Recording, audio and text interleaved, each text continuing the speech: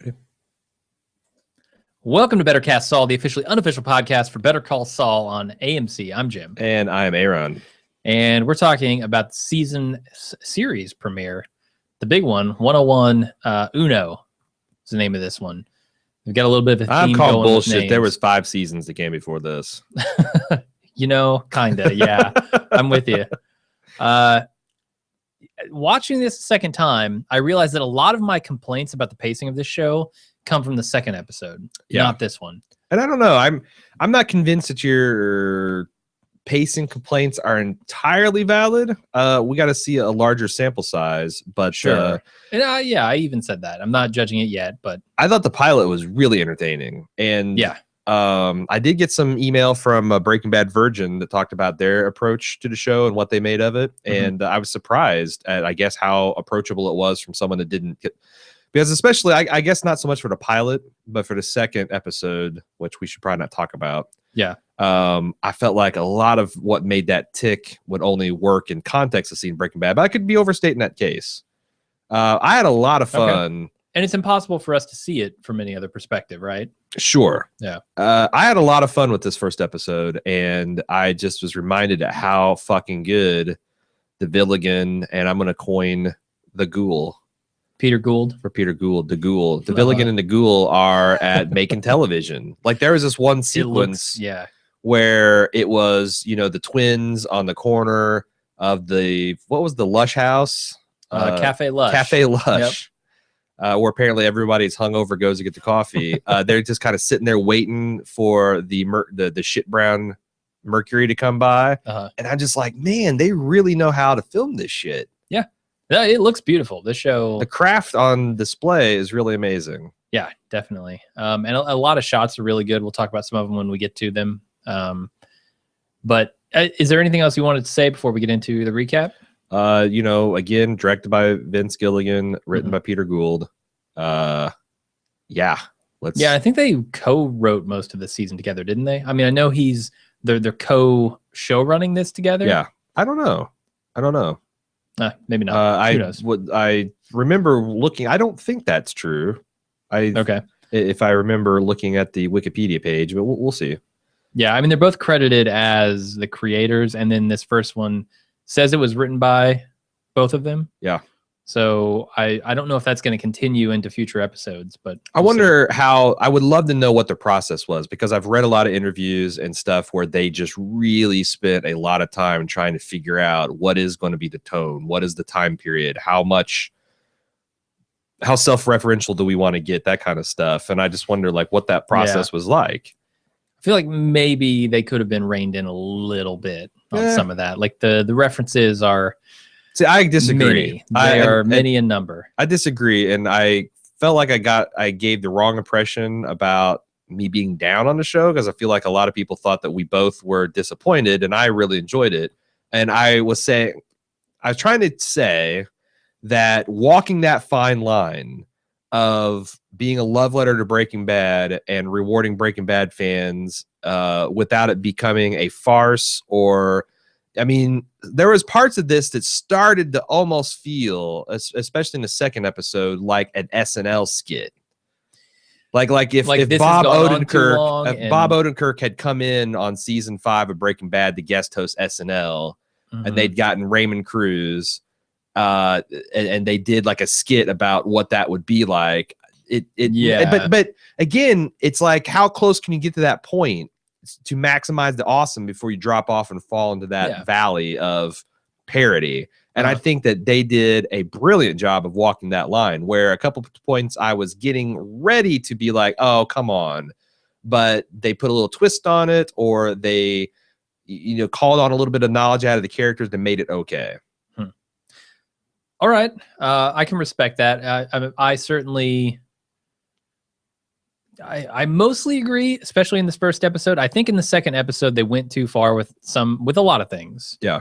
And that kind of, like, I watched them back to back, so that kind of colored my perception of the first one significantly.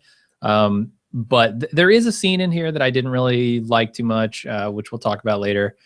But I feel like we should just get into the recap. And I just want to make one more about observation. Okay. If I were to ask you, what is Aaron's biggest bugaboo with television? Like, what's the thing that really jars me out of something? What is it? Unbelievable coincidences. Okay, damn it, I got two. What's the second one?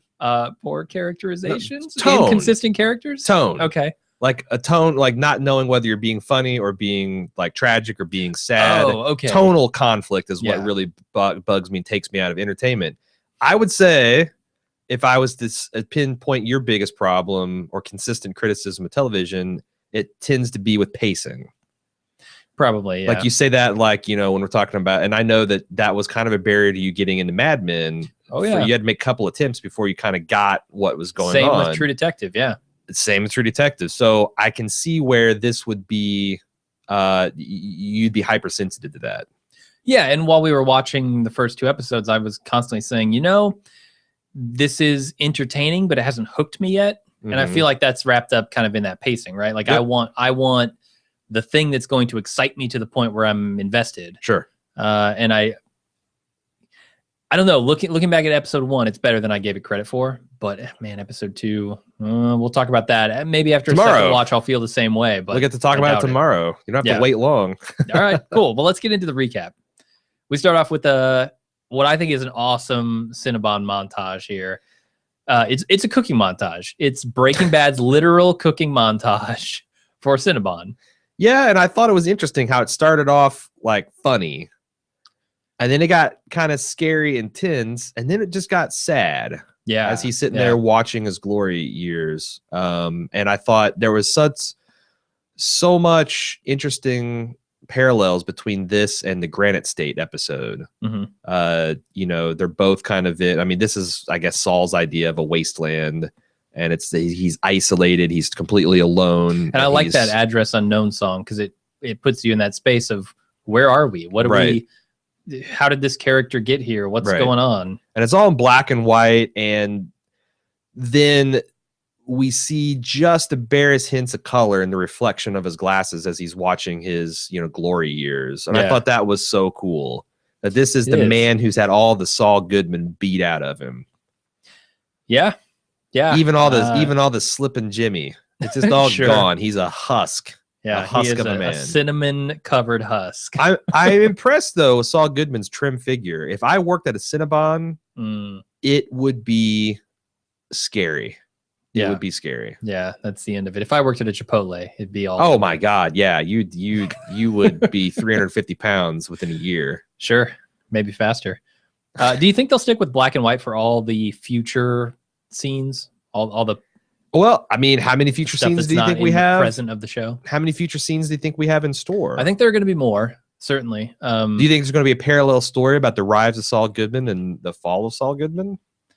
Might be interesting. Like I said in the instant cast, it definitely reminded me of the teddy bear around the pool scenes in Breaking Bad, where they had just the one piece of color, then splash of and color, the otherwise black and white film.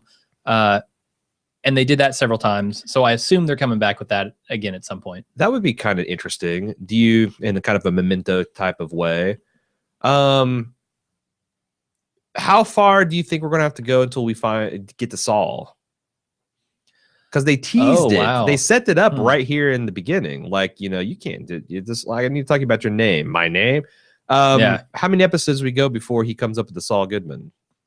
I think he's going to be fighting those guys, the lawyers, for a while, the law firm. Is that like the season 1 I think maybe a season 1, yeah. So maybe we'll get through the climax. 1. He'll start up his own practice as Saul Goodman. I don't know, because there's got to be a lot of Tuco in this as well. Setting him up so early, knowing that he doesn't die throughout this whole thing. There's got to be a lot of interaction there. I wonder how much Tuco will actually get and how much will be dealing with his lieutenant. Yeah. Because I can see Raymond Cruz. He's still busy on is it the Cold Case? I forget what he's doing, but he still has a show that he's working on. Yeah, he does. I don't remember the name of it. So, all right. Well, yeah, I guess we're kind of already into the episode. But maybe we should get back to it. That's the closer. That's right. Yep. All right. So yeah, he pours himself a drink. He sits down, watches commercials, and then we go. That seems like a great drink. It seems like he Saul Goodman or whoever he is in Omaha, Nebraska, has a decent amount of money. He's drinking Dewar's. which isn't like top shelf, but it's not bad. And what would you call that drink? I don't know. It seems delicious, and I love the fact that he doesn't even bother to stir it. It's just booze on top of booze with lemon or lime juice. And so that first sip is all lemon. Not even a finger swizzle, not even a swirl the glass. It's just whatever, man. I'm not even drinking it for the taste anymore. It's just it's just something I do. Yep. Yeah, I don't know what that drink is called. If anybody knows what Drambuie whiskey and lemon juice is called, let us know, because I'm like to mix some up here in the studio, give it a shot, and I will actually mix mine. You will? Yeah. No, I think you need to go the layered. You need like a layer cake first. Maybe it's supposed to be a layered drink. I doubt it. Like a one of those birthday cake cocktails. Uh-huh.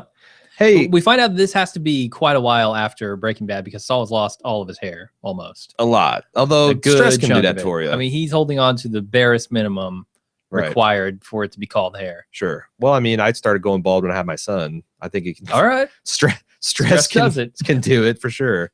Didn't have any gray in my beard back then either. Nope. God damn it. Kids, man. What do you think of the title sequence? It's weird. It ends so abruptly that I almost thought something had gone wrong. Yeah, and it's kind of low rent in a way that I guess is fitting with Saul, and I was underwhelmed because there's been a lot of really great, like The Americans, man. The Americans has an awesome title sequence. It's short and punchy and it's driving, and this is kind of like slow and meandering. Yeah. But then Breaking Bad's title sequence is nothing to write home about. It's just smoke and a couple of letters. And a little bit of musical note. Like a rattlesnake rattle at the end. So yeah. And I mean, look at the even more simple example of Lost. Lost had a very an Inception style, just one note, the Arial letters bold lost, getting fuzzy, that's it. And it was effective because you knew like, you know, what it should tell you, what show you're watching, and also it put you in a mood for that show. Yeah, what's tantalizing is it was a completely different one for episode 2.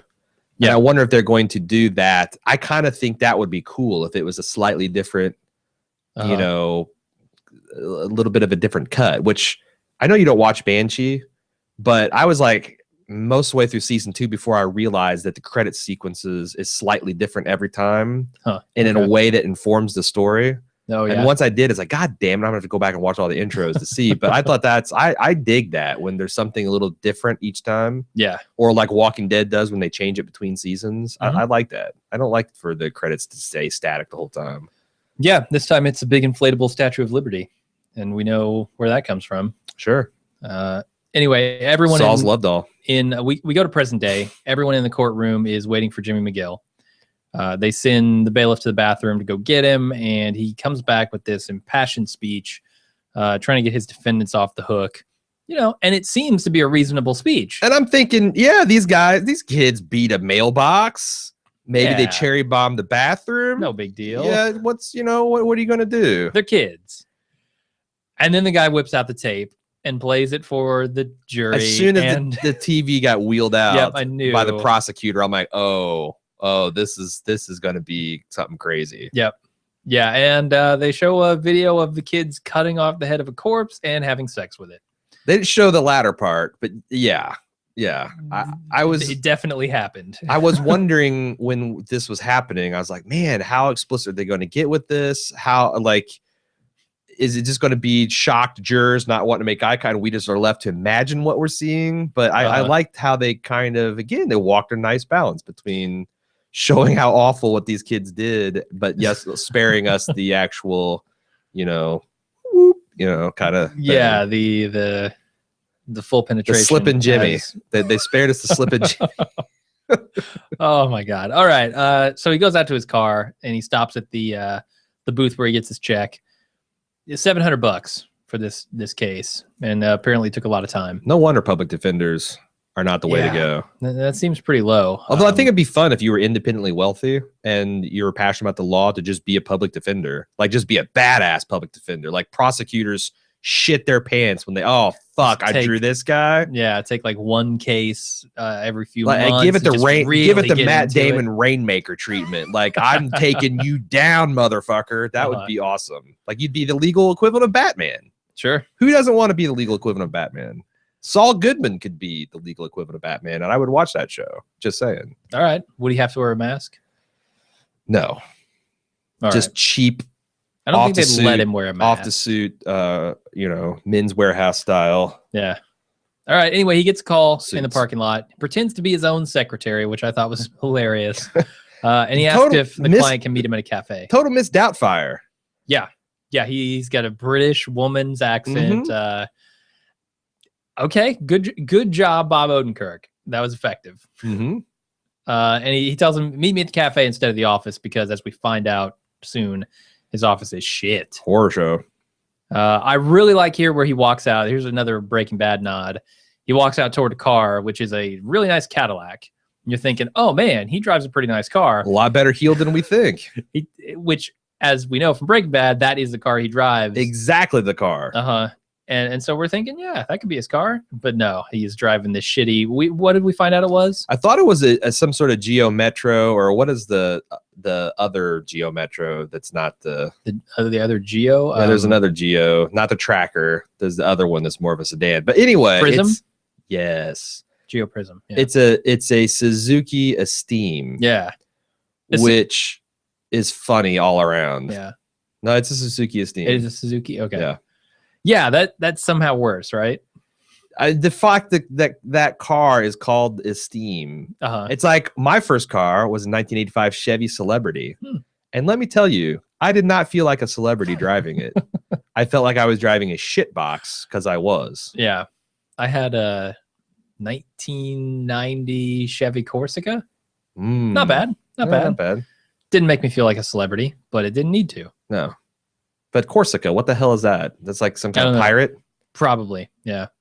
That's actually, those are the guys that tried to kill Captain Picard in The Next Generation. They ran his heart through. Yes. Corsicans, right? Yeah, I'm pretty sure. Yeah.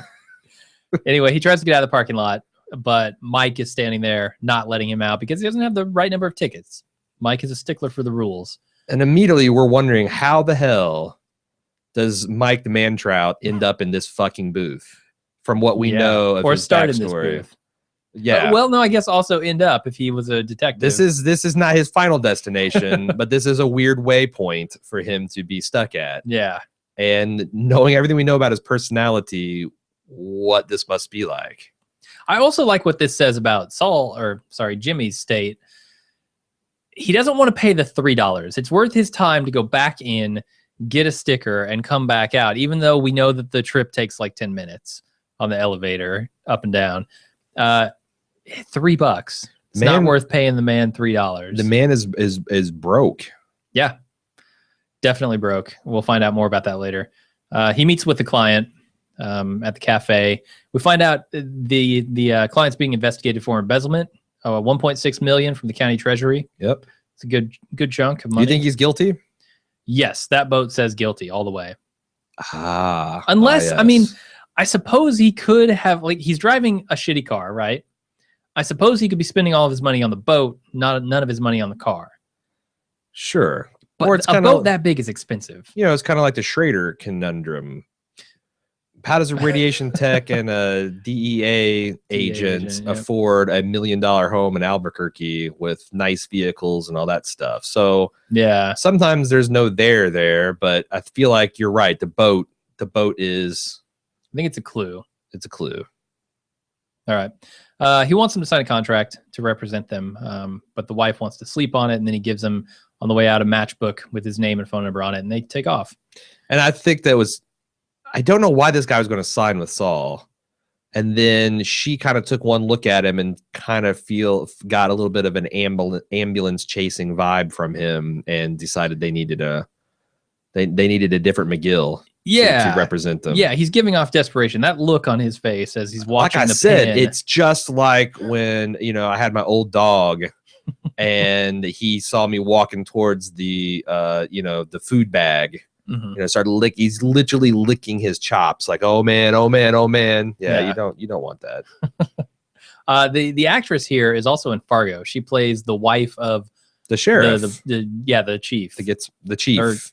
It's a chief, right? Yeah. Yeah. I is it a spoiler to say? I don't think it's a spoiler to say he gets killed in the very first episode. Yes. Yeah. Okay. Good. That's not spoiling much of that show. Yeah. Okay. So it's kind of actually the premise of that show. And you should see Fargo. It's fantastic. Yeah. So it was cool to see her again in this. Uh-huh.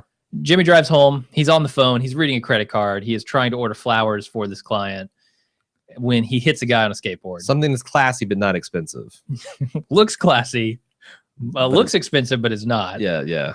Turns out these guys are a couple of scammers, and Saul immediately susses that out and flips it around on him, and they just take off running. The other thing about his car, not only is it like it's the Pontiac Aztec of Pontiac Aztecs, like, you know what I'm saying? Like the King of Kings.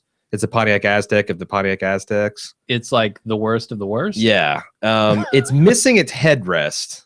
Oh, yeah. Which makes it a death trap. Like if he gets hit 15, 20 miles an hour in the bumper, his neck is snapped. Mm-hmm. He also never wears a seatbelt. Yeah. He drives like a maniac. He does. Why he's talking on a cell phone and looking at his credit card. If I wasn't entirely certain that he wasn't going to die before the end of the season or the end of the series, I would think that this car would be the death of him. Yeah. So this is a classic shot where I'm like, oh man, they're about to have him hit something. Like the whole time I was thinking that because sure, you know, he's that's driving the like shot a maniac. You use when you want someone to hit something in spectacular fashion. Sure. I don't get the Starlight Express reference. It is a musical of some kind by Andrew Lloyd Webber, but I don't fucking get it. Andrew Lloyd Webber. I'm kind of surprised I haven't heard of it. Yeah. Rock musical. I don't know. Oh, I looked it up briefly, but I think it's a reference. You have to have seen the thing to get. What was that rock musical that we saw for a bald movie once? Rock of Ages. Rock of Ages, yeah. Yeah. I was going to say, I don't really like those style musicals, but I like that one. All right. And Hairspray. That's pretty good. So he goes back to his office, which is in the very back of a nail salon. I can't imagine ever inviting a client back here. Like, oh, God, no. You're sitting next to a water heater. They can't get in the door. Yeah. It's at the back of a nail salon. Yeah.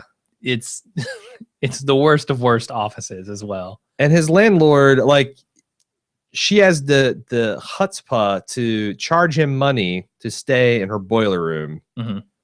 And she also denies him cucumber water.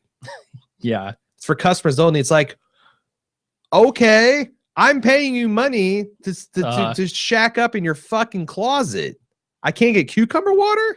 Can I use your bathroom? Is that for, or do I have to go piss out in the alley? What the fuck? Yeah, just take the top off the hot water heater and piss in that. Right. That's what I say. But I do like her point of like, you know, you why do you work with people who have sex with heads?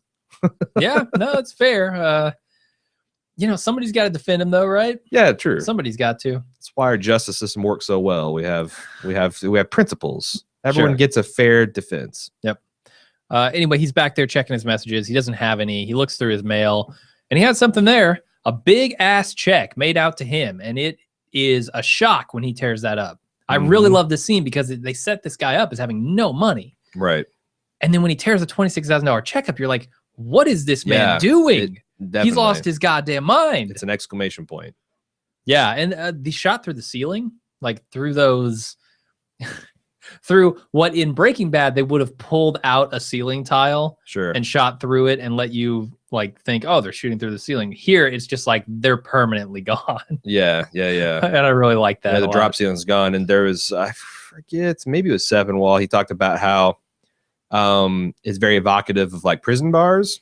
Yeah. But he's a cage. He's like caged up in this thing. Mm-hmm.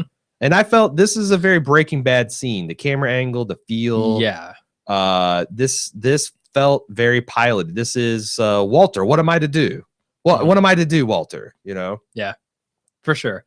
The other thing about that check is that he is a named partner at a law firm, and you're like, or it appears that way. Sure. You're like, what is he doing in this room? Because that's why you pause it. It's a Hamlin McGill. What the? Yeah. It's made out to him. It's a massive amount of money. Why is he here? Sure. So brilliantly set up as far as that's concerned.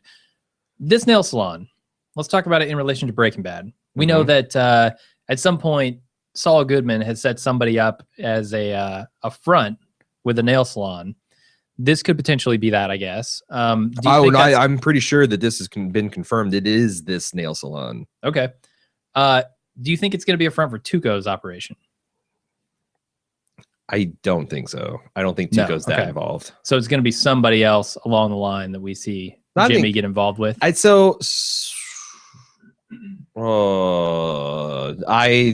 lot of stuff in the second episode that is kind of into that. No, when I say Tuco's operation, I'm kind of including everyone in that. I know. Okay. I feel like that this is a question of when is, because at so far we see Saul. Yes, he's trying to scam the legal system, and one evidence is he's trying all three defendants in one trial because he's thinking, oh yeah, I found the loophole. Yeah, I'm going to get $2,100 if I did the math right. I'm going to get $2,100 for one case, and then the legal system's like, nope, I'm going to scam you right back. So, but he's still operating within the law. Yeah, although I don't know what he pulls with the twins is legal. No, it's not, certainly. But he certainly sees it as, maybe it's not conventional, but it's not criminal. When is he going to go from this guy who's got high-minded ideals and is trying to be an officer of the court to a criminal lawyer? Sure. That's not Chips to Scarface. That's, I don't know what you would call that. I don't either. I don't know if there's a super fair comparison. Sleazy to scumbag? Yeah. I don't know. That journey is going to be interesting to watch. Certainly, you can tell that Saul, has kind of the roots of what makes Saul in this, right? But he's definitely not crossed any of those kind of lines yet, right? And so watching him get there is going to be cool. He goes into the HHM law office and he goes right into the boardroom during a meeting. He gives a couple of quotes from Network, and we find out that his brother, who is a partner at this law firm, so it's not Jimmy who's a partner, he's also sick. He hasn't worked there in a long time, and they've been sending him stipend checks, or trying to send him stipend checks, and so that's what the $26,000 check was. They're trying to do that instead of buying him out of the firm. Sure. And you noticed something here as he goes up in the elevator, or as he gets into the elevator with the trash can. The trash can's pre-dented. Yeah. So are they trying to imply that this is not the first time he's gone to HH&M and been disappointed? Like that? I think that's fair. This is his frequent target of rage, or are we going to then? Because I'm kind of interested in whether this show's going to play around with time. Yeah. Are we going to jump? Are we ever going to get to see Slippin' Jimmy in his heyday? Are we going to see his going through law school, taking the bar exams? Like, where exactly are we going to be rooted in the time? That's a good question, because I don't feel like they did a great job de-aging these people. Like, Mike kind of looks a little older than Mike looked in Breaking Bad. Tuco and Bob Odenkirk. There's only so much you can do with Raymond Cruz and Bob Odenkirk, because the reality is they're like almost a decade older. But I have seen some really good de-aging jobs, and these weren't them. Well, but do you think a Brad Pitt in the Benjamin Button stuff? Well, Jesus, I realize that's Brad a much higher budget. Pitt. I mean, yeah, like you can make Angelina Jolie look like she's 18. What's your point? Wait, why the fuck does it matter who it is? They're still looking older. You take 30 years off of Danny DeVito's a lot fucking harder than taking 20 years off of Brad Pitt. I'm just saying. You're saying the shape that they're in. You get the lump of clay that you get, okay? So you also get the budget that you get, but that's a fucking movie. But I think sometimes Vince might do that as a stylistic choice. Like, it's always kind of a put on when you see this stuff. So like when I want to shoot Aaron Paul and Bryan Cranston in the finale of Breaking Bad, I'm not going to worry the fact that Aaron Paul does not anywhere resemble his physical or facial appearance in the first season of Breaking Bad. I'm not even going to try. Yeah. So maybe he's doing that, like, he's got more hair and slightly more makeup, but I'm not going to sweat the fact that, I'm not going to make Bob sit in the makeup chair for 6 hours a day just so people will be like, oh, wow, look how But it's that attention to detail that we love so much about Breaking Bad, right? But what details do we love? Like, can that be a stylistic choice where it's like... Maybe. I was just a like little in Shakespeare's days, all the women were played by men. how much did Shakespeare sweat the fact that his men were sexy and had nice legs and had, you know, believable cheekbones? Like, did he care? Or was he just more interested in, you know, telling a us story? Exactly. Yeah. I'm just asking questions. I don't know. All right. Well, we'll see. All right. See what they do with time. I don't know. On the way out of the law office, Hamlin tries to get Jimmy to take some paperwork to his brother. Jimmy says, "Go fuck yourself." And he also spies Hamlin talking to his would-be clients that he met with the cafe. And he just feels completely dejected. He goes downstairs, he kicks a trash can, and he bums a smoke from the woman who was in the boardroom. Yeah. I think her name is Kim. Chuck, I think, mentions her later in another scene. Okay. And says, like, your friend Kim. I think that's who that is. So I don't know if she's a partner. If she's maybe the other Hamlin, or if she is. No, I don't think so, because he says she has a promising career and that can be snuffed out. She's not. Maybe she's a junior partner, but why is she associated with Jimmy? I don't know. They are friends apparently. Yeah. And obviously, but she's unwilling to help him in this scene. So. We talked about the trash can, but that's an homage to the paper towel dispenser, right? From season 2 of Breaking Bad and season 5. No, definitely. It's a pretty good one. I like it. And did you get did you get what Hamlin was trying to do by giving him the paperwork to give to Charlie? Yeah, he's trying to get work stuff to Chuck's house so that it looks like he's still working on cases. It's the Tom Hagen, like, now if I take that letter from you, they could prove in a court of law that I know. Yeah, it's that kind of thing. Yeah, they could prove he was still working on active cases and all that stuff. So Jimmy goes home to a bizarre setup here. He puts his phone, his watch, his keys in the mailbox. He goes inside and he grounds himself on some metal object. His brother's typing up a letter to some foreign doctor or foreign professor, and Jimmy tells him, "Hey, you're out of cash. Yeah. You need to cash out of the firm." He says, I can't support us anymore." And there's a lot of stuff in the scene. Let's take it from there. Okay. Let's talk about that. I like how they set this scene up. It feels very bizarre. I mean, they've been doing this throughout the entire episode so far, right? Like setting up things that seem very strange, but then they all have great explanations. And I like that, Breaking Bad did that a lot. The show is kind of continuing that tradition, and it works for me. I don't know how you felt about it, but it also is interesting to see the difference between Saul or Jimmy and his brother. In this scene, Jimmy is much more concerned about money. Chuck is much more concerned about the people that money is supporting. But he's also a little kooky. Oh, more than a little. Yeah.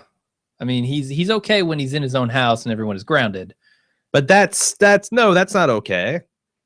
No. He can interact normally with people once they've gone through his weird ass procedures. Sure. All right. But yes, he's very much not normal. Yeah. I kind of sympathize a little bit with Saul here about being all about the money, because apparently he has been supporting both himself and his brother on that shitty $700 a defendant salary, which is bullshit. How has that ever happened? Like, well, he doesn't want him to take those checks. So yeah, but what has his brother done? If his brother was a named partner in a law firm, does he have nothing to show for it? I mean, I'm very curious to see how Chuck got in this predicament. Did he go through a nasty divorce? And this is like his way of shutting out, like, I'm having panic attacks at work, so it must be radiation. I need to have all my electricity shut off and just live in my house like a hermit. Although he says he's not a recluse. Later on, he just can't leave because all of the electromagnetism. No, like what happened to him? Was it which came first? The crippling, psychosomatic mental affliction? Did he have a divorce that was caused by that? It's like, he doesn't have. There's no woman there. There's no kids. There's no evidence of any of that. Has he been a weird guy his whole life? Potentially. I mean, I think within the last year or potentially 2, he has kind of taken his leave of absence, and gone full recluse.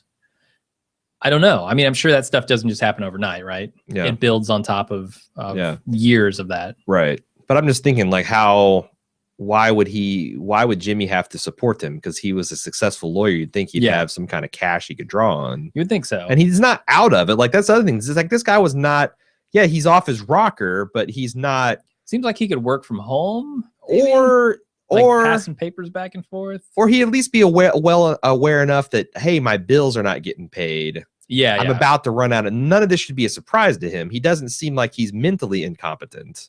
From like a legal standpoint. Yeah, that's what I kind of meant. Yeah. So I'm really curious to see how he got here and where he goes from here. Like, what's this arc? Yeah, definitely. Because Jimmy sees him as, I mean, I thought it was just his payday, but he seems like he really cares about his brother. Oh yeah, definitely. And you can tell that he kind of doesn't. He definitely doesn't think that his brother's gonna just snap out of this and beat it. As Chuck says, he's trying not to say that to him, though. He's trying very hard to not get him riled, like just to placate him.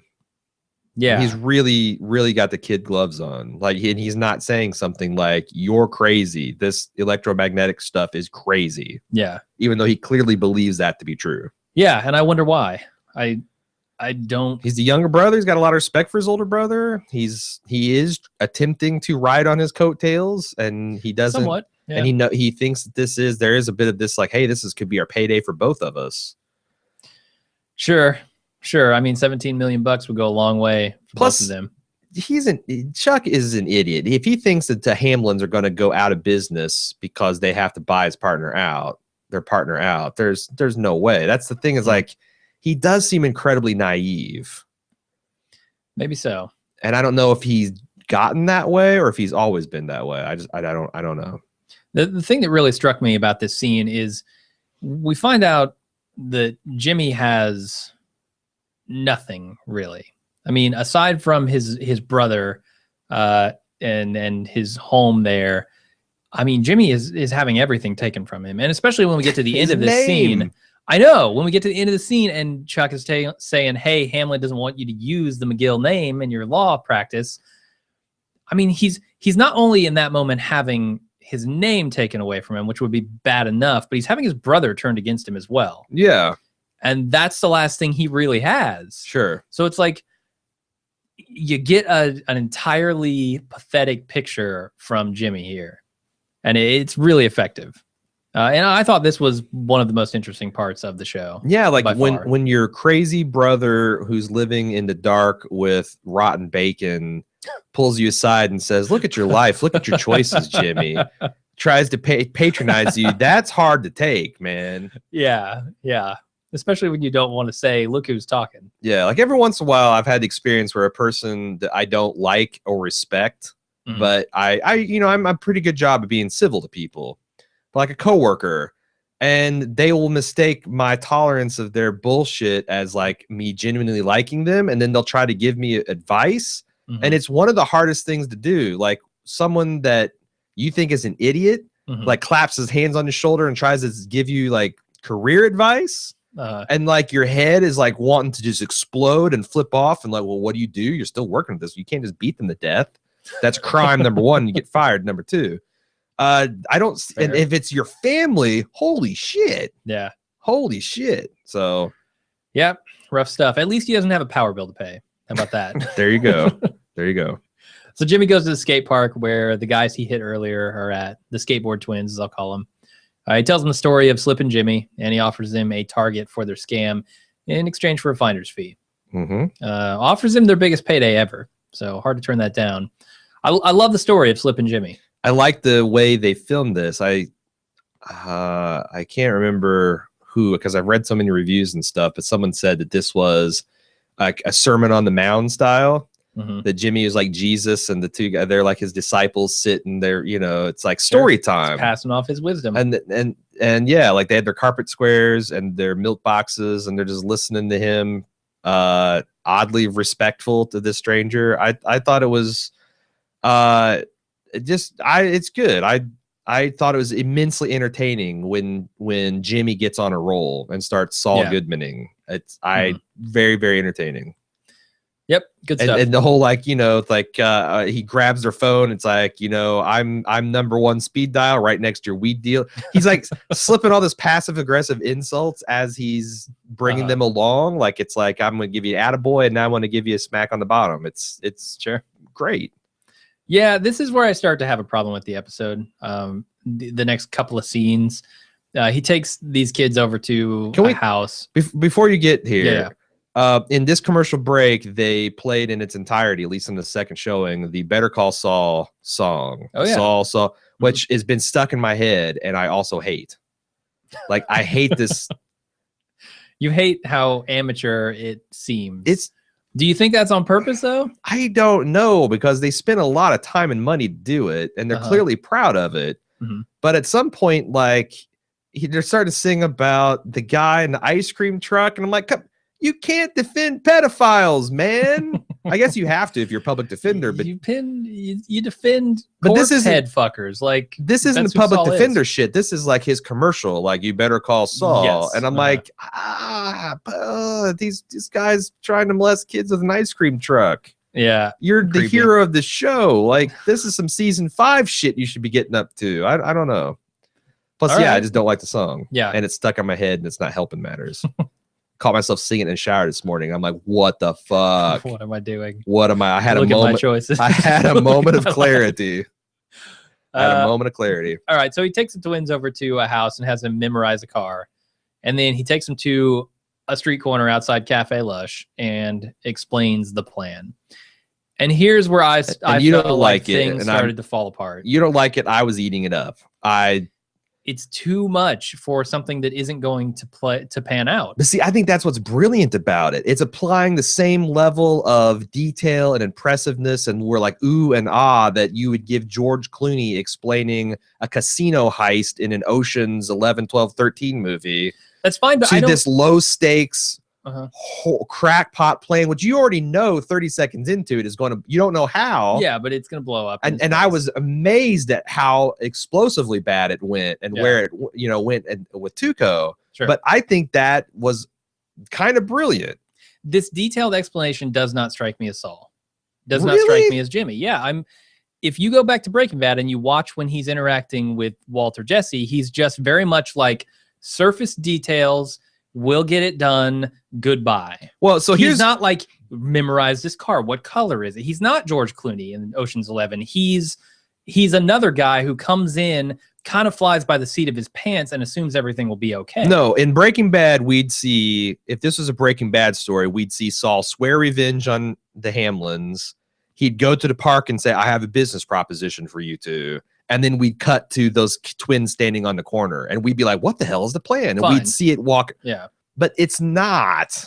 And they took this opportunity. A 10-minute scene of them setting up a plan. But what didn't you like about it? It's Saul Goodman being hilarious and two doofuses. I mean, maybe it was just too much Saul Goodman being hilarious, because that seems like all the show is trying to be at the beginning. No, and it's Breaking different, Bad because like I said, Breaking Bad they would basically announce a plot is being hatched, a scheme is being born, and then you would see the scheme happening. I know a guy who knows a guy who knows a guy. You weren't privy to, like, they went from Walt saying we need methylamine to the methylamine caper, and you're like halfway through before you realize what the hell's going on. Yeah, Better Call Saul. In retrospect, the people who have to be detailed about this shit, like Hank, would kind of explain in rough details. I mean, he wouldn't even be like dwelling on it for 10 minutes. He'd just say, oh, this was dumb of them to do it this way, and then they'd move on. But pacing in these scenes feels off to me. It's reductive for Walt to tell his plan and then show us the plan, because Walter White telling us the plan is actually less interesting than just seeing the plan unfold.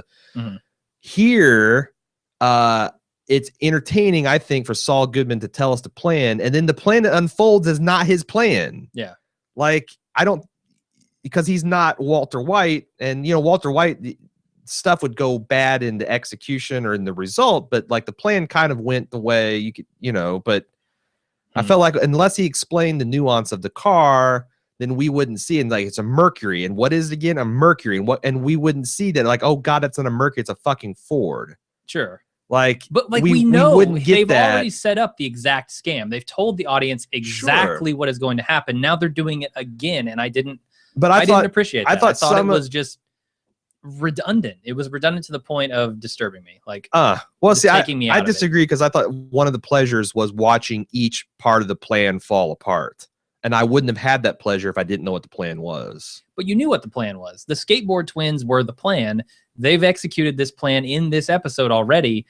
We know that's what they're planning to do. Okay, fine, set up the car. And set up specifically that the car is the client's car. That's fine. I don't have a problem with that. When you go to the corner and you explain in 10 minutes a procedure that we already know as an audience, it gets annoying. How is this different from the Badger sitting on the bench against Jimmy In and Out, or whatever the hell his name was? Like, that was the plan explained, everything laid out. It's going hilariously wrong. Walt's got to shuck and jive. When did they explain the plan on that? Because when he was giving him like the black and white, and like, you know, all the times he's been in the prison and he takes the fall, and I guess they didn't explain. They explained it up front when he met with the cop, and then got busted. That's the exact same thing they were going to do. They didn't have another scene where Saul explains the setup again. I guess I see your point. It's just I found all that entertaining and you didn't. You were restless. Okay. So there's not fair. You're not wrong. You're not wrong. Neither are you. Neither are you. Thank you. So Jimmy's in his car. He's waiting for the Mercury to leave. He's practicing his razzmatazz. Which that's a recurring motif. He loves to like psych himself up for this stuff. Yeah, right? He did it before the courtroom in the bathroom. Yeah. Yeah, that's what he does. When the car leaves, he calls the twins to warn him. The twins execute the plan on the wrong car, and then they follow it. And Saul also they call him, and he also follows them. Sure. I found it interesting. Like, once you realize, oh my God, here is the client that he was trying to get to sign the contract earlier, you then understand, oh, he's trying to parlay this also into getting the embezzlement contract as well. So he's not just scamming them once, he's scamming them twice. I thought that was pretty cool. Yeah, and so that's the other thing I thought was interesting. When did you realize, because it was when they showed the woman getting into her car. Yeah. That's the thing, because they kind of set you up for an aha moment, because you think this is just going to be an outright revenge against Hamlin or something like that. And I'm like, man, Hamlin's too slick for this. Like, as quick as Jimmy smoked this out, he's going to be even faster. Yeah. But I like that kind of like slight switcheroo. It wasn't like an earth-shattering twist, but yeah. Yeah. No, it was a good plan. The problem execution was good, but the Jimmy, like a lot of people in Breaking Bad before him, doesn't have a good crew. You're right about that. Yeah, like these guys are not even as good as, like, you know, Huel got the magic fingers. Yeah, I forget what Red's name is. Bill Burr. Yeah, Bill Burr. Whatever his character is. He's got the gift of gab, and he can pull off scams. These guys are just. They're not even an alpha or prototypes of those guys. Maybe he's going to train them up like a Jesse. Do you want to see more of these guys? I didn't really like them. I didn't like their face. I didn't like their fact that they're twins. I didn't like their I liked them manner. Okay. Really? Yeah, you know, they kind of remind me of. It's like if you know that one hippie dumbass on The Walking Dead that broke his ankle and then got his brains bashed in last season. It's like they cloned him. Yeah. They took that dude who's playing the Penguin now in Gotham. They took that dude and they cloned him, and now this is a character. And I'm like, oh God, I don't know. I don't know if I can stand a season of these guys. You might not have to. I don't know. We'll see how it goes. Yeah. So the car that these people are all following pulls into a driveway, and the twins stop, confront this old Hispanic lady who doesn't speak English. They're just haranguing her, man. Yeah, they're just saying dinero, dinero, mucho dinero. They're just yelling the little Spanish words they know at her. And she finally gets, you know, the idea that something's going weird here. Let's invite him in and sort it out. Jimmy shows up at the house. He knocks on the door. Door opens, and who else but Tuco pulls him into the house. That was surprising. And what's funny is, he's rolling tough and he's like, I'm an officer of the court. Open up in the name. That's the wrong. In the name of the law. When Tuco's face comes out, that's like, oh God, did you knock on the wrong fucking door, man? Yep. Oh and man. made it worse with the words coming out of your mouth. Oh man. It was great. What did you think when you first saw Tuco? I was blown away. Because I stayed remarkably spoiler free. Yep, me too. And I did, my jaw dropped. I knew Mike was going to be in this. I did not know. I did know that was going to be in it. Yeah, especially from the pilot, from the gate. Yeah, that was crazy. Yeah. So I was definitely shocked, and I was shocked when the door opened and a gun pointed at his head. Because I was like, what the fuck? To see Tuco. When did you know it was Tuco? Because as soon as I saw his sleeve, I'm like, no. Oh, yeah. Okay, good. I'm glad you got that too. The just wild flowery patterns on the shirts. Yeah, sure. He's known for those. Good stuff. Like I said, this first episode in my second viewing was a lot better. I just had a few small problems with this one as far as pacing goes. As far as for you, it's the second episode when the kind of weak. Because if you did not like the plotting and scheming and belaboring of the plot, I can see why. In episode 2, you started getting testy. Yeah. But we'll talk about that when we get there tomorrow. Yes. All right. Why don't we do some feedback? Sure. Paulo L is going to kick us off. Said the black and white introductory episode was absurdly breathtaking. I'm greatly excited that I'm able to delve in this universe again. But to be honest, I found it extremely difficult to sympathize with Jimmy. Because for those who are invested in this universe, we know the success that he ultimately becomes, success being a relative term in this world.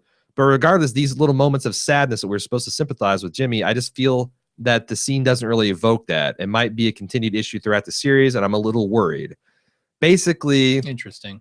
Okay. It's kind of like the Granite State episode. One of the issues I had with it was a pitiless look at Walter. Like, I felt like I should be feeling sorry for him, but I wasn't. And that cognitive dissonance was kind of tripping to me for this guy who I've had a lot of affection for, to see that he's just really this kind of asshole. Yeah. I think that's what Pablo's getting at, is that, are we really supposed to feel sorry for this Jimmy guy who's lied, cheated, and scammed and been involved in up to the hilt in all these illegal activities and directly involved in murders and cover-ups and all that stuff? Are we really supposed to feel sorry for his comfortable life managing a Cinnabon? I think that's fair. I didn't have a problem with it because, again, I felt like, man, this is sad. This is sad watching Saul do all this. They did a good job with his brother. That helped a lot, making him sympathetic in that he's trying to take care of his brother and do the right thing by him. And I guess just the way that everything is just shitting all over him makes him a little more sympathetic. And, eventually he's going to have a rise to power. Yeah. That's fine. Such as it is. But in his current state, I didn't find it impossible to pity him, even if, it was a little more difficult knowing the future state of Saul. Matt P says, my personal timeline with Better Call Saul. I loved Breaking Bad. I wasn't thrilled about the concept of Better Call Saul. I didn't even plan on watching it. I was intrigued as people said it was good. And then finally, I decided to DVR it because what's the harm? At least I get to listen to another Bald Move podcast. Aw. Nice. Then I watched it. Of course, in all capitals. Of course it's good. Did I think Villigan forgot how to make great television? What was I thinking? That's a good point. That's a good point. And plus, he already did this with the Lone Gunman. So not only do you have a professional... He's made his mistakes? All right. It's like Bill Belichick had to fail utterly in Cleveland before he could go on his reign of fucking greatness with the goddamn Patriots. I'm killing you these sports references today, aren't I? Yeah, I have no idea just what you're breaking your about. back with them. Buckle in. I'm still butthurt over the... I'm in Saul's car. Anyway, what was I saying? The cold open was the best snippet of TV since I've seen the True Detective tracking shot. It's throwing us right back into Breaking Bad style. Didn't you remember how in Breaking Bad he said he'd be managing a Cinnabon in Omaha? So great, so fucking great. Then he watches his commercials. This show can't be watched if you haven't seen all Breaking Bad, but if you have, this just might be great. Which, by the way, I'm sure you can tell, we are a weapons-free spoiler environment here. Yeah. After we saw the first 2 episodes, we're like, this is a joke. Yeah. There's no way I can contain.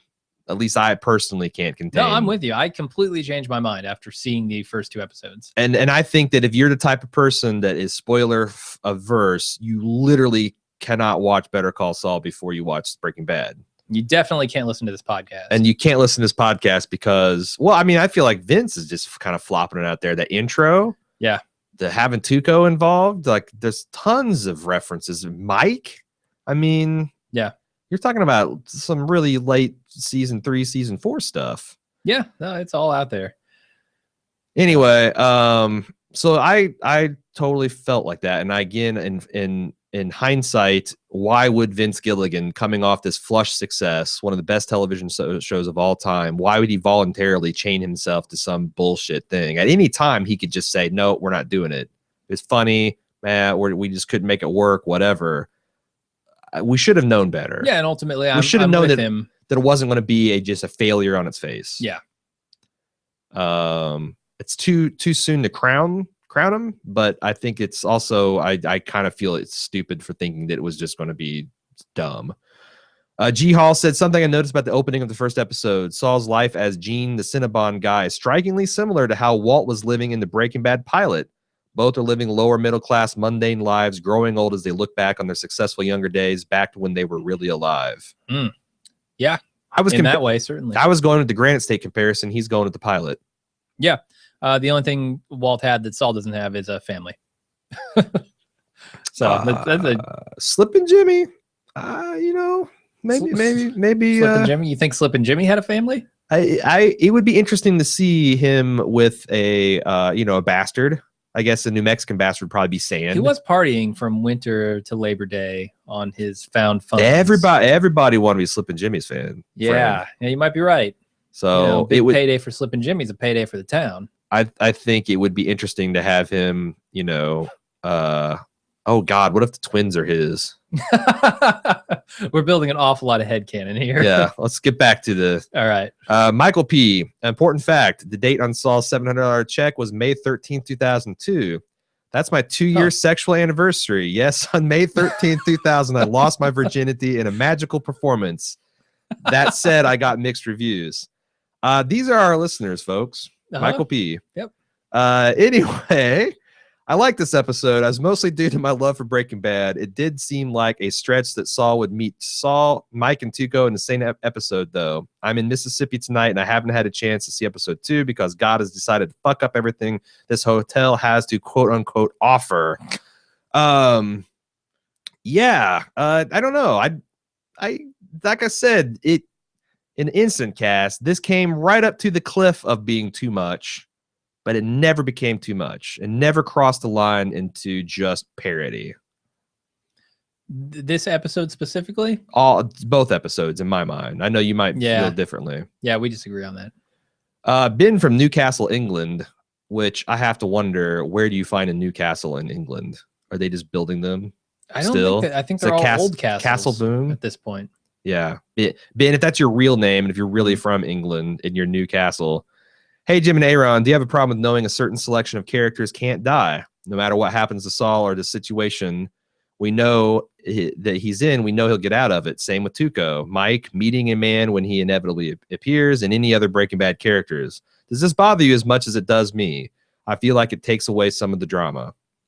A little bit. That's the tough thing with prequels, right? Yeah. Like that. It ultimately, is it surprising the prequels are unsatisfied when we know what happens to Anakin and we know what happens to Obi-Wan? Sure. On the other hand, I think that Better Call Saul is not the same thing as Breaking Bad. It doesn't feel like a train going to a terminal destination. Okay. So, or if it does, it's at least a journey you've never been on. Yeah. Even if you've been to the city, like it's coming into a city another way. Yeah. No. I'm kind of okay with it, though I can understand why people wouldn't be and why I'm not totally okay with it. Sure. It definitely takes away some, but that's the thing, like how, I guess with Breaking Bad, like I never thought that Walt was in danger of dying, obviously. I can see them having 2 seasons of just, okay, what's the resolution?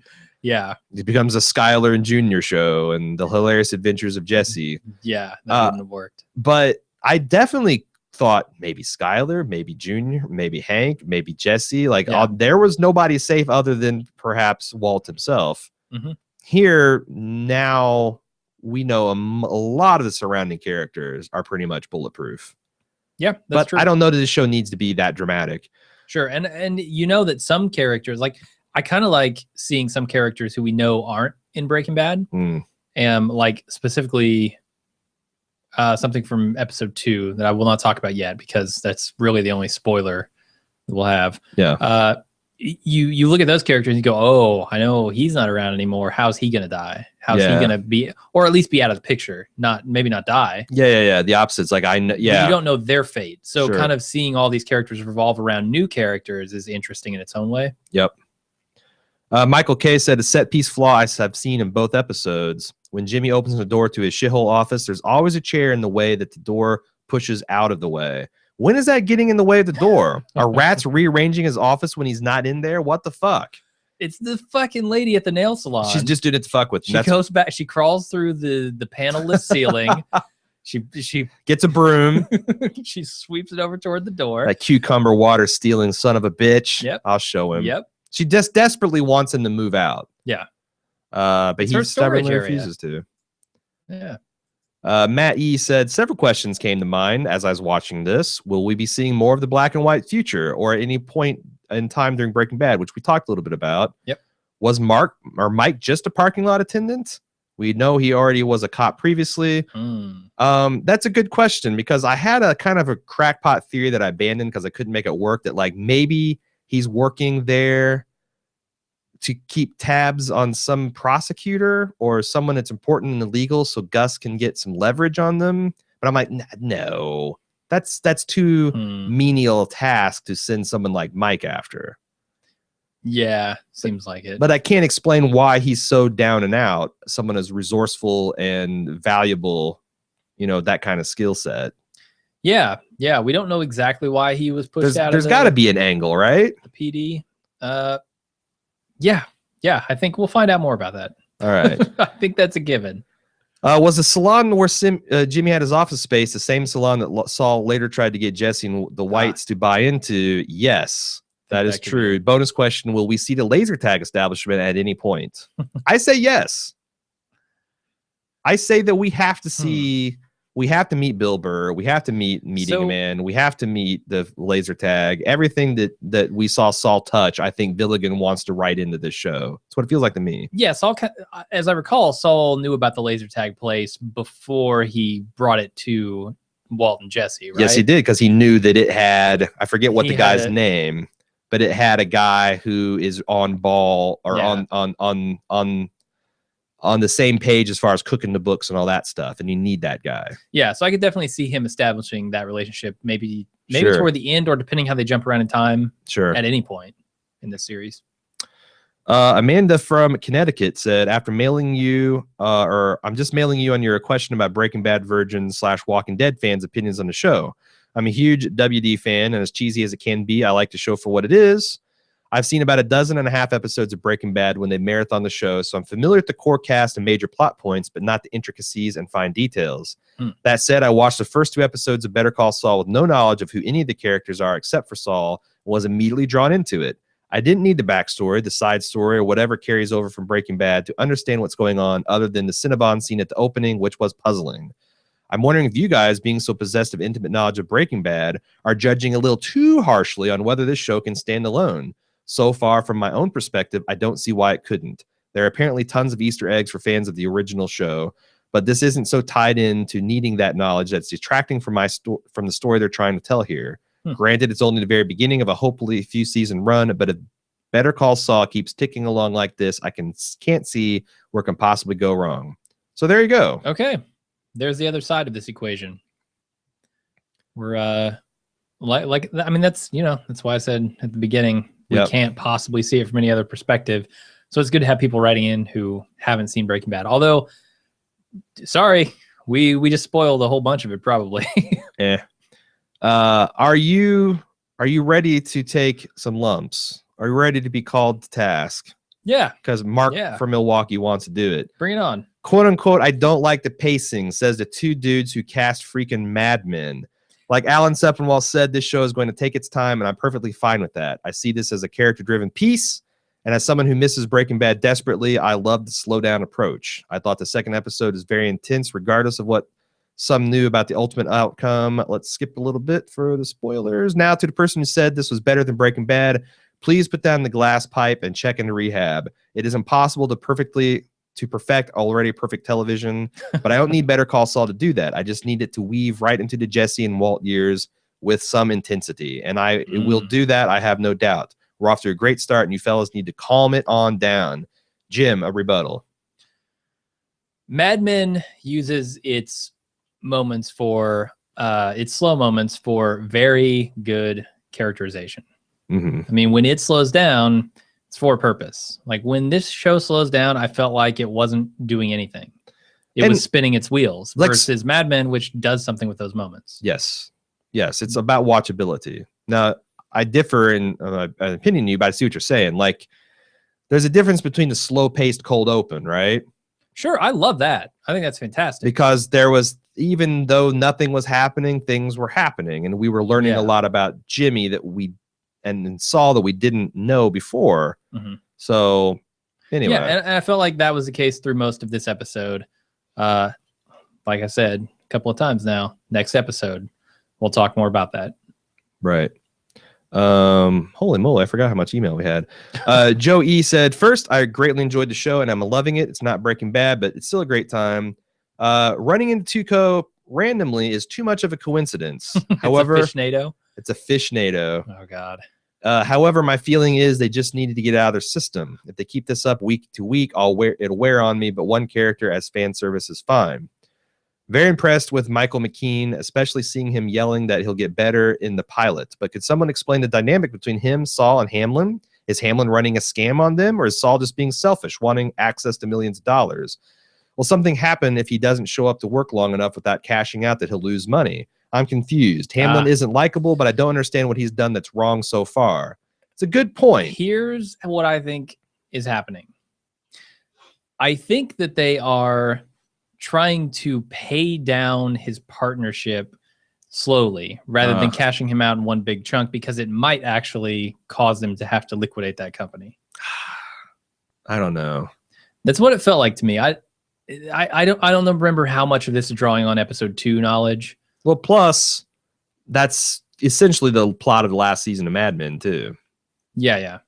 Pushing somebody senior out partners trying to push someone out and you know, pay them to keep. It's cheaper to just keep paying him a salary in this case, the peanuts, or is it worth it just to buy him out? I mean, obviously in this case, it's like a clear, like, yeah, it's way better to just give this guy his stipend. Yeah, I mean, didn't he get a check for like $800 or something, as opposed to that $26,000 one that he was sending Jimmy? And he was going to get on a regular basis. Yeah. So what is that, an hour? Are you sending those hourly? Because maybe then. Yeah.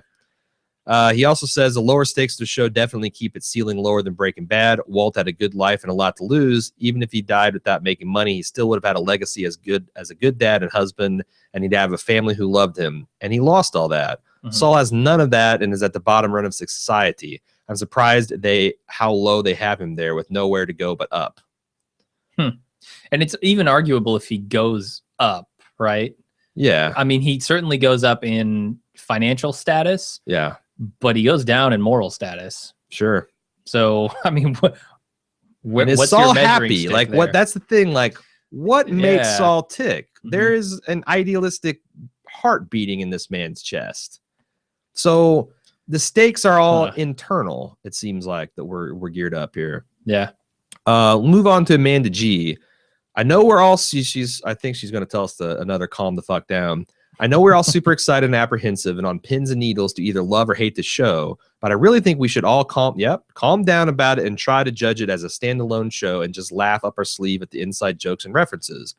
Odenkirk is a talent and deserves his due. As far as spoilers, that's a tough one. I'm going to skip all that because we've decided by fiat that we're just going to spoil things. And by the way, the vast majority of fans all wrote in very passionately, not wanting us to pull punches on spoilers. So well, the vast majority of our fans have seen Breaking Bad. Yes. So what do you expect? It's the flagship show. It's the first one we started. What are you going to do? Selection bias, my friend. Boom. On the flip side, as a huge Breaking Bad fan, it's fantastic to see all the tie-ins and references and personality prequels. But this is a show about Jimmy and Saul, his roots, his Albuquerque experience, ultimately his rise and fall. As it happens, Jimmy crossed paths with pre-meth Tuco, the glimmer of crazy, and the charisma that probably get him into his final power state. This is some spoiler stuff. I'm gonna actually save most of this email for tomorrow. I meant to do that and I fucked it up.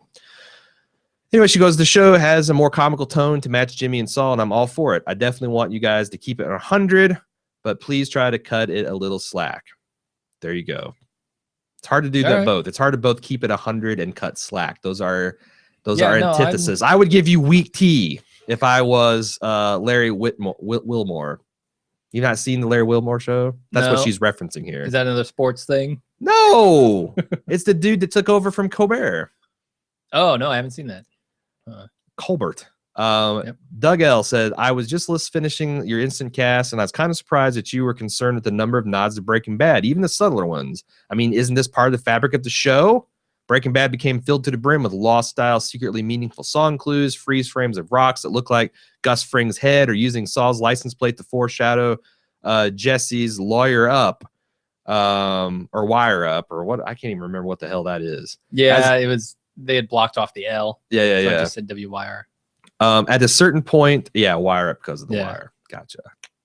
At a certain point, spotting these things became all part of the fun. It seems that BCS, Better Call Saul, is doing the same thing, but can that really be a reason to ding the show? I think that's a fair criticism. Yeah, I think so. It's a line. It's a fine line. But it's also like, it's hard for me. Like, I don't know that it's fair to criticize the show for that, but if it reduces my enjoyment of the show, and I'm noticing these things constantly, and it's kind of pulling me out of just the universe that Better Call Saul is trying to create. Yes. I don't know that it's fair to say that it's a worse show because of it, but it can certainly reduce my enjoyment of it. And there's balance in everying. Yeah. I mean, like I talked about Gotham. Gotham's pilot is the preeminent example of too fucking much. Nowhere near that for me, but it's certainly, and I think that the bigger, I don't know, this is a generalization, but the bigger a Breaking Bad fan you are, and the more anxious of a personality type you are, the more you're inclined to be, like if you're a parent watching your kid in a talent show, are you the type that's going to be like chewing your fingernails, worried that they're going to fuck up? Are you going to be the person to relax and going to be delighted with whatever because it's your kid and it's cute and whatever? Who cares? If I'm honest with myself, I'm more of the fingernail chewer. I'm more of the, God, I hope they don't embarrass themselves. Yeah. And that concept of, now let's save it for episode 2. Okay. Save it for episode 2. I don't want to get spoilery on this. Michelle, I'm a huge Breaking Bad fan and completely enjoyed the first 2 episodes of Better Call Saul. From the interviews and articles I've read, I didn't expect it to be Breaking Bad. For me, it doesn't need to have the same tone or pacing to be plot-driven in the same way. Or to be plot-driven in the same way, rather. I'm enjoying the slow burn of it all. I have a tremendous respect for the writers and everyone involved in the project and trust them. She says, Saul's superpower is his gift of gab. In Breaking Bad, it seems so natural to him. Now it's interesting to see him in a period of his life where his confidence is low and he's literally practicing what he will say beforehand. Odenkirk is doing a great job and he can handle the dramatic parts. The scene between him and his brother in which the brother yells at him and they both seem to be holding back tears worked really well. Yep. I think the show works as a character study with some of the visual and comedic sense of Breaking Bad. I enjoyed the tone of the pilot changing once the skateboarder caper got underway. I don't believe Vince Gilligan and Peter Gould would allow at this point the studio to dictate anything to them. I think they're telling a story that they want to tell. I'm almost scared of that. Like, that's where I feel some of the, like, because it can go bad, the self-indulgent George Lucas over-referential stuff is coming from. It's just they're in a fucking room, they don't have any oversight, and they're doing what they think is funny and fun and awesome, and that worked great on Breaking Bad. But I feel like they had more people kind of reining them in a little bit. Yeah, I'm worried. I'm not saying that stuff is necessarily getting completely in the way yet. And I'm not willing to judge the show yet. I feel like on the face of it, but I'm slightly worried with all of the references, with some of the pacing problems I have in episode 2. As a counterpoint, I think that Vince Gilligan was pretty hands fucking off from the studio for season 5A and 5B, and that was one of the greatest seasons of television. Hands off? Oh, they just let him do what he wanted? Yeah. Yeah. Like after season 4, when the thing blew up and blew up on Netflix, like nobody was telling him shit. Yeah. And it still was awesome. And he seems like a humble, down to earth. He seems like the kind of guy who would be immune to have smoke blown up their ass. I agree. He also seems like the kind of guy who would play a joke a little too far and think it's funny a little bit more than he should. Well, Jim, we all hate the things we see in others to remind us of oneself. Yes, so. Absolutely. Absolutely. If you've ever felt like you're being trolled with Bald Move, you probably are. Yeah. You probably are. Except for this. Now people are going to think you're just taking a piss on Better Call Saul too. But maybe you are. Maybe I'm being trolled. You've actually done that to me on a fucking podcast. And played an elaborate psychological joke on me. The guy's name is Slippin' Jimmy. I mean, there you go. What do you want? You're slippery, Jimmy. All right. Anthony P says, I was extremely exuberant about the premiere, but I may have been blinded by my affection for what I call the Villiganisms. Awesome music, cool perspective shots, great dialogue, etc. After listening to your instant cast, I agree. It was a really slow from a plot perspective. My big worry, though, is how far can this series go? After all, I'm pretty sure Walt was the most interesting and dramatic client that Saul dealt with. While he certainly has had some interesting connections, he was mostly an accident settlement attorney. His dealings with Walt had to have been the apex dramatically, since that's what's eventually pushed him to leave Albuquerque. So if we've already seen the most interesting Saul Goodman story, what can we expect from the prequel? That's a pretty solid point. Well, the brother in the law firm have me excited. I do agree. Like, it can't be as exciting as Breaking Bad, though. It's not going to be as exciting as Breaking Bad, but it is something that is entirely separate from Breaking Bad, in that we never saw anything about this. Sure. So that could potentially be very dramatic, very interesting. I think they have places to go there. Mm-hmm. So that has me excited. We don't often see that, like different takes in tone on the same universe. It's like the Star Wars sequels there's not going to be a wacky musical one. You know, when there was not like I mean, even like Deep Space Nine was the dark, gritty Star Trek, but it's still fucking communist utopia, liberal society, right? You know, Law and Order or like, you know, Special Victims Unit isn't like the Sunshine and Rainbows version. No. I'm trying to think of a spinoff that is radically different in kind of tone and pacing and all that stuff by still being the same universe, the same characters. That's a tough thing to pull off, right? I would imagine so. Yeah. Michael B said, I don't know how much experience you have with the Far Cry video game series. Almost nil for me. I've seen some of it played. I haven't played any myself. But if you do have any decent amount of experience with the third installment, you know that Vaz, Tuco's new lieutenant, is portrayed by the same actor, which in the game you could describe as a scarier, smarter, and more intimidating Tuco. So maybe he isn't as level-headed as he appears. Just something I thought I'd share with you all. You said that as we were watching. It's like, this guy is smarter and more rational than Tuco, which makes him scarier. Yeah. And I agree. Definitely. I feel like he is a man to be reckoned with. Like, I don't think that anybody can really control Tuco. But you can manipulate him. It seems like it's not that even that hard to manipulate him if you. And he can't disguise what he's thinking either. Tuco's going to tell you immediately what he is thinking and feeling, and you can react to that. Yes. Whereas this guy might. It's Sonny versus Michael Corleone. Shit. I mean, this should all be probably saved for episode 2. But yeah. But yes, that guy is much scarier to me. You will see him in episode 2 if you have not seen it already. Yep. Tom G in Volkswagen said, this is another longtime bald mover backing us up. Yeah. I like the storytelling, the camera work, the new characters, the new stories, etc. But please, fewer Easter eggs for Easter eggs' sakes. The only Breaking Bad flashback forward character crossovers that make sense are the ones that were in Saul. So Breaking Bad circle: Mike, Gus, the A-Team, the Disappearers, Honey Tits, and Laser Tag Danny. That's it, Danny. You need a Danny. We need a Danny. In a prequel, it does not make sense for Saul to interact with the Whites, Jesse, Schraders, Gomez, the Mexican cartel, or Team Panzer Gray. I want the same creativity, the same quirky character Saul with brand new stories. This was a solid 8 that would have been better. I can't believe I'm saying this without Tuco. I mostly, yeah, I kind of agree with that. I mean, yeah, I don't. To me, it is a little bit further from the edge, but that's the thing. It's subjective, and depending on what type of Breaking Bad parent you are, I can see people running the range of good. No one's saying this is terrible. No. And no one's even saying it's disappointing. It's basically how awesome do you think the new show is I think probably the people who bought into the idea that this was better than Breaking Bad right off the bat are disappointed. But that's on them. That's their fault, not the show's fault. Sure. And that's it. If you'd like to give us some more feedback, you can do so at Breaking Good Jesus. No. Breaking Good Jesus? Breaking Good Jesus. No, you can do it at bettercastsaul@baldmove.com. You can get on Facebook on facebook.com/baldmove, on Twitter @baldmove, and check out our forums. Especially if you are, I can't imagine you're going to listen to this podcast and watch a show and you care about spoilers. Yeah. But if you did, you can start up a spoiler-free discussion about it on our forums, like you can't in Facebook.